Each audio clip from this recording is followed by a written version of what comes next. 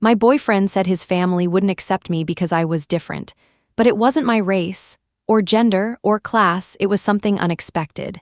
He said his family was traditional, that I was different. He never said it with malice, it always came in soft sighs, long pauses, and phrases like, "They're just complicated. I don't want you to feel uncomfortable. It's not you, it's just them." So I let it slide. Every time for 8 months, I'm 28, my name's Sophie, he's 32, Daniel, we met at a friend's wedding, he asked if I wanted to dance. I said only if he could keep up. He could. He did, and it was easy at first. He was good at being attentive, good at folding into my world. He liked my friends, loved my apartment, listened when I talked about cases at the end of the day, because I'm a divorce attorney, which to most men is either a red flag or a dare. But Daniel didn't flinch, he called me sharp, said I had a beautiful mind, even joked once that if we ever got married, I'd have the prenup drafted by dessert. I thought he got me, but the longer we dated, the more his world stayed his. I'd never met his parents, never even been invited to the house. Every time I asked, he said something like, "They're just old school. I want to protect what we have." And I believed him. I thought maybe it was race, or the fact that I was a scholarship kid from a 2-bedroom house in Atlanta, and he was raised on trust fund interest with a Hamptons zip code. Maybe they wouldn't get us, maybe they wouldn't get me. But I wasn't ashamed of where I came from. I've worked for everything I have, I've paid off debt, built my own firm, rebuilt myself 10 times over, so I gave him grace, room, time. Until the day he said, "They're finally ready to meet you." And I lit up, I really did. I bought a new dress, Googled his mom's favorite wine, even got my hair done. Then, as we were leaving his apartment, he turned to me and said, "One small thing, do you mind avoiding talking about work?" Just like that, like he was asking me not to wear perfume, like my job was a faux pas. I blinked. "What do you mean avoid it?" He looked uncomfortable, smiled that diplomatic smile he uses when he's about to say something insulting with soft words. "It's just, they're really private, and they've had some bad experiences. The less said, the better." I stared at him, felt the weight of my briefcase in the car. The hours I spent last week preparing a woman to walk out of a 10-year marriage with her dignity and $500,000 in protected assets. And now I was being told to edit myself, to shrink, to disappear a little. For what? For a dinner party? For a family who hadn't even said hello yet? That was the first red flag, the first time I realized. It wasn't my skin, it wasn't my zip code. It wasn't the way I moved through the world. It was what I knew about it, what I saw, what I named. It was my job, and they weren't afraid I wouldn't fit in, they were afraid I'd see too much. I walked into their house like I was walking into court, prepared, polished, watching everything. The house was massive, all glass and white marble, furniture that looked expensive but uncomfortable. Daniel's mother met us at the door, Chanel perfume. Blonde highlights that had been precision cut the day before. She smiled like we'd met at a fundraiser, air-kissed me on both cheeks. "So lovely to finally meet you." Like I was a candidate, not her son's partner. I held onto my composure, told myself I could be gracious and still be me. Daniel took my coat, said, "Drinks are through here." I took 2 steps toward the living room and froze. Because there, on the entry table, right next to a stack of folded linen napkins and a silver bowl of almonds, was a folder, my name written on the tab, not Sophie. My full name typed. I opened it.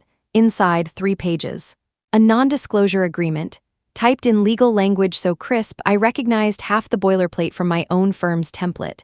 Clause after clause, no discussion of family business, no mention of private conversations, no sharing of personal or financial information, no exceptions, signed line blank, dated for today. I looked up. The entire house looked different, like a set, like I'd wandered onto a production. A trap.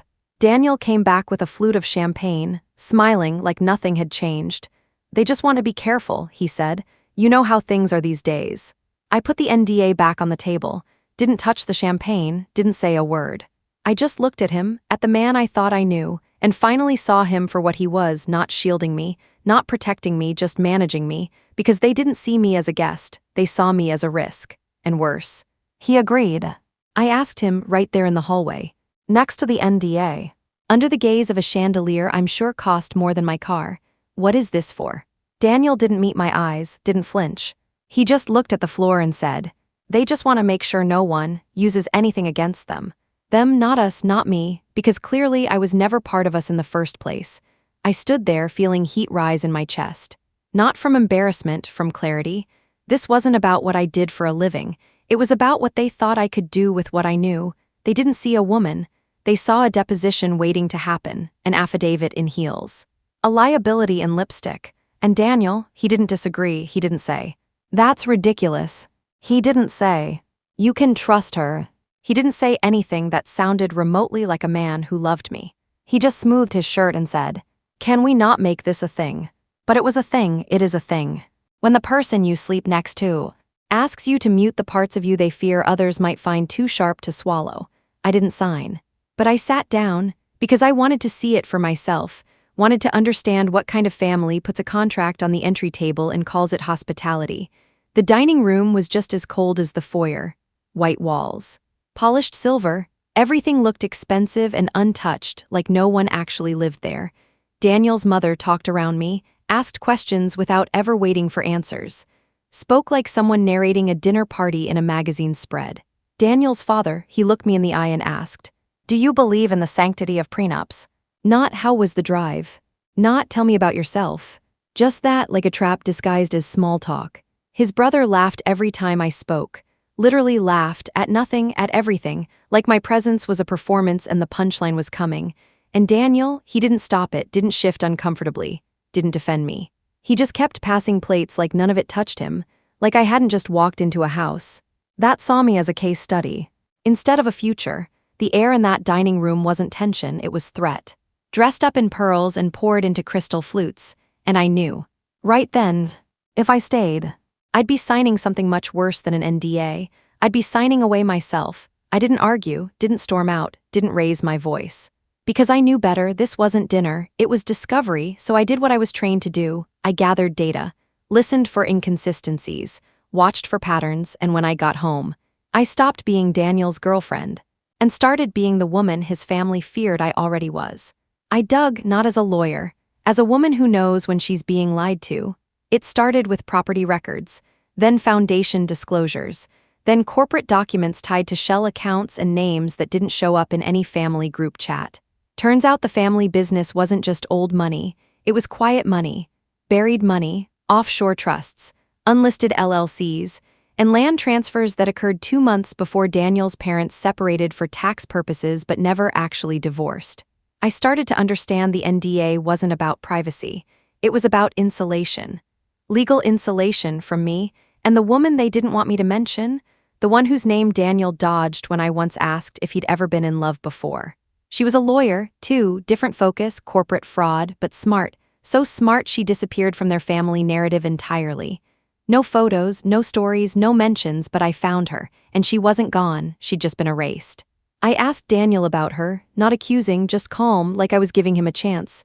"What happened with your ex?" I asked, the attorney. He didn't pretend not to know who I meant. He just said, "She was too combative." And then, after a pause, "She didn't know her place." I blinked once because that line didn't slip out. It landed, clean, rehearsed, sharp enough to cut. I looked at him, really looked. At the man who used to compliment my fire, who once said he loved how unapologetic I was, now here he was, quietly telling me that the line between admiration and resentment was obedience. So I asked, "And what's mine?" He blinked, smiled, that same smoothing smile from the night of the NDA. "Let's not make this a thing." But it already was, the moment he asked me to hide my work. It was the moment his father asked about prenups like it was a test.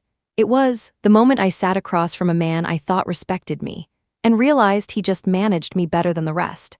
It absolutely was, the mask had never slipped. I had just stopped mistaking it for a face. I wrote them a letter, not Daniel, them, the family, the ones who smiled through silence, the ones who treated truth like something that needed to be signed away. 3 pages, addressed formally. Typed on my firm's stationery. No emotion, just citations.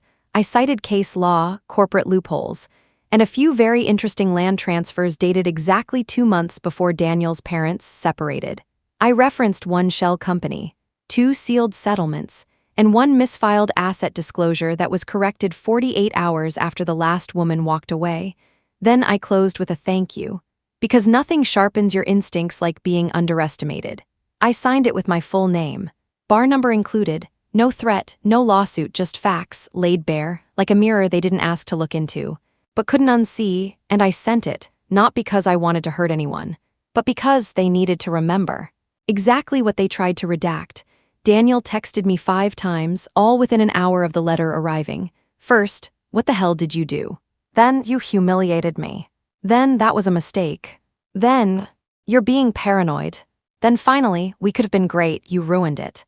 I read them all in silence. Didn't feel rage, didn't even feel sad, I felt clarity. Because that's the thing about men like Daniel. They love women like me. As long as we never use what we know. As long as we smile. And nod. And comply, so I replied once, one line. If your love required silence, it wasn't love, it was strategy. Then I blocked him, no appeal, no settlement, just one clean break. The kind that doesn't end with grief, it ends with freedom. The call came 2 days later, blocked number, I let it go to voicemail, then curiosity won, I listened, her name was Claire. "I was engaged to Daniel's brother," she said. "I got an NDA too." Her voice was calm, measured, a little breathless. "I left before signing, but I never said anything, I thought maybe I overreacted." She paused, then I read your letter. "We met for coffee that weekend. A small cafe downtown, 2 women who'd almost been family. Claire wasn't bitter, she was tired of doubting herself, tired of being told she was too emotional, tired of watching other women walk into that house, thinking it was a home, when it was just a very expensive machine. We built a timeline, her, me, the ex-lawyer before us.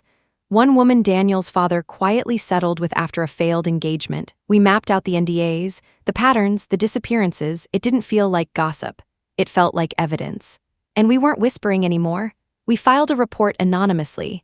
Claire knew someone at the regulatory board. I knew exactly which doors to knock on. We weren't trying to destroy anyone. We weren't looking for revenge. We just weren't going to let them do it again. Because the NDA, it wasn't about discretion. It was a muzzle. A preemptive gag order for any woman who walked in smart enough to see the cracks. It said, "You can sit at the table, but you can't speak. You can wear the ring, but not ask the wrong questions. You can stay, but not tell the story after." And we said, no, we didn't leak names, didn't go to the press. We just planted something legal and undeniable, right in the system they thought would always protect them. So the next time they hand out a folder at the front door, there will be a record, a warning, a trail. And maybe the next woman will know she isn't crazy, isn't alone, isn't small. She's just not theirs. I still get invitations, not from Daniel, but from other firms, from women in finance, from quiet voices on LinkedIn and over coffee who say, "You were right to walk." I wish I had. That letter, legendary. They say I dodged a bullet. They're wrong. I didn't dodge anything. I outsmarted a system. A legacy built on silence and contracts. On loyalty measured by what you agreed not to say, on women being molded into wives. But only if they could be trusted not to remember too much. I remember everything. And I still wear red to court. Not for them, for me, because power doesn't always roar. Sometimes it just refuses to shrink. They said I was different. They were right. I didn't sign the paper. I didn't play the part. I didn't sit at that long white table and pretend I didn't notice the walls. I didn't stay quiet. And one day, when the next woman walks into that house, and someone slides her a folder across the marble table, I hope she remembers me. I hope she opens it, reads the terms, and then looks up. With both eyes clear, I hope she doesn't panic. I hope she smiles and walks in, looks around, takes a long breath, then leaves the folder open on the table, just like I did. Because refusing to sign wasn't just defiance, it was legacy. Thank you for watching. Please do not forget to like, comment, share, and subscribe. I love you all.